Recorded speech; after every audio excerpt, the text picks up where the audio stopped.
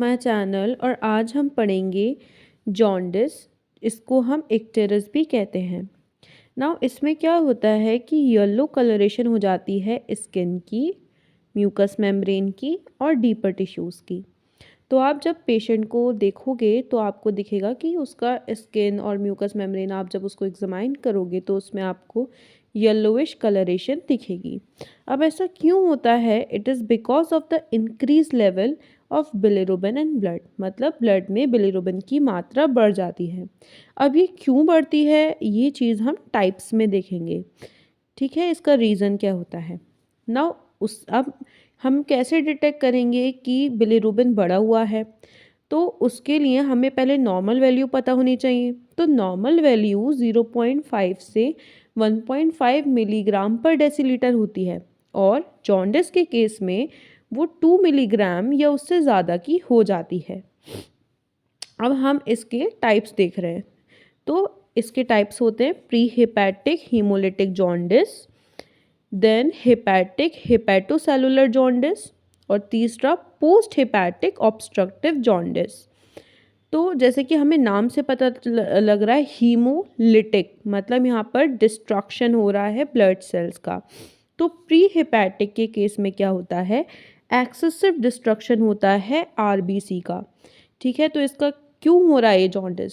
ठीक है, आपको पता है बिलिरुबिन की मात्रा ब्लड में तब बढ़ती है जब आरबीसी का जनरली डिस्ट्रक्शन हो रहा होता है।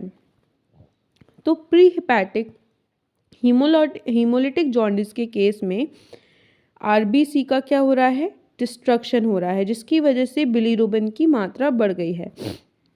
अब आप रिपोर्ट में कैसे डिटेक्ट करोगे कि पेशेंट को प्री हेपेटिक, हेपेटिक या पोस्ट हेपेटिक जॉन्डिस है?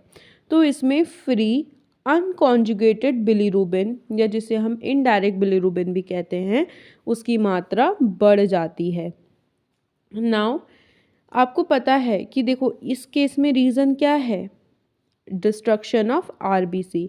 तो मतलब लीवर तो आपका सही काम कर रहा है, तो एक्सक्रीटरी फंक्शन लीवर का नॉर्मल है, बट बिलिरुबिन की मात्रा बढ़ रही है एनॉर्मसली।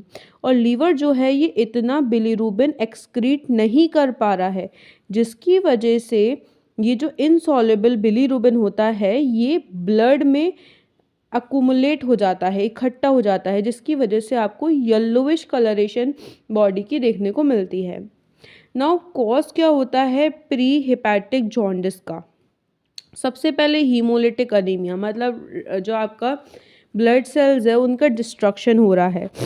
ठीक है, अब इसके कॉमन कॉजेस क्या होते हैं? रीनल डिसऑर्डर, मतलब आपका किडनी का कोई डिसऑर्डर है। देन हाइपरस्प्लेनिज्म की कंडीशन होती है जिसमें आपका स्प्लीन ओवर एक्टिव हो जाता है और वो बहुत ज़्यादा आरबीसी को रिमूव कर रहा होता है। देन बर्न्स की कंडीशन होती है, इन्फेक्शन की कंडीशन हो सकती है जैसे कि मलेरियल इन्फेक्शन हो गया, सिकल सेल अनीमिया हो सकता है, थैलेसीमिया हो सकता है, ऑटो इम्यून डिजीज़ हो सकती है रीजन में, और drug chemical causing damage to RBC. ऐसा ड्रग आपने ले लिया जो कि आपके आरबीसी को डैमेज पहुंचा रहा है।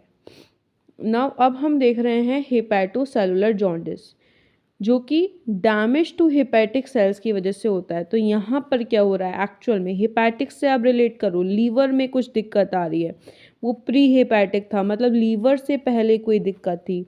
तो इस केस में लीवर में दिक्कत आ रही है। कहाँ पर दिक्कत आती है? हेपेटिक सेल्स में डैमेज हो रहा है, जिसकी वजह से कॉन्जुगेटेड, या जिससे आप डायरेक्ट बिलिरुबिन बोलते हो, वो आपको रिपोर्ट में बढ़ा हुआ दिखाई देगा।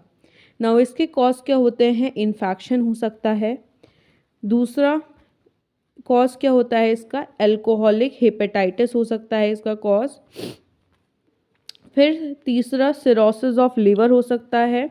और चौथा हो सकता है एक्सपोजर टू टॉक्सिक मटेरियल, कि पर्सन ने कोई टॉक्सिक मटेरियल खा लिया है जिसकी वजह से उसको ये हेपेटिक सेल्स में डैमेज हुआ है। नाउ अब हम बढ़ते हैं पोस्ट हेपेटिक या ऑब्स्ट्रक्टिव। तो आप नाम से पता लगा रहे हो कि यहाँ पर क्या हो रहा है कि जो बाइल का जो फ्लो होता है, ठीक है, लीवर से स्मॉल इंटेस्टाइन में बाइल जाता है, तो उस फ्लो में कोई ऑब्स्ट्रक्शन आ रहा है। तो इस केस में भी कॉन्जुगेटेड बिलीरुबिन या डायरेक्ट बिलीरुबिन का अमाउंट बढ़ जाएगा। इसका कॉज गॉल स्टोन हो सकता है, कैंसर हो सकता है बिलियरी सिस्टम का, या फिर पेनक्रियास का कैंसर हो सकता है। और I hope you like the video. यहीं तक था हमारा jaundice. Don't forget to like, subscribe and share my channel. Thank you.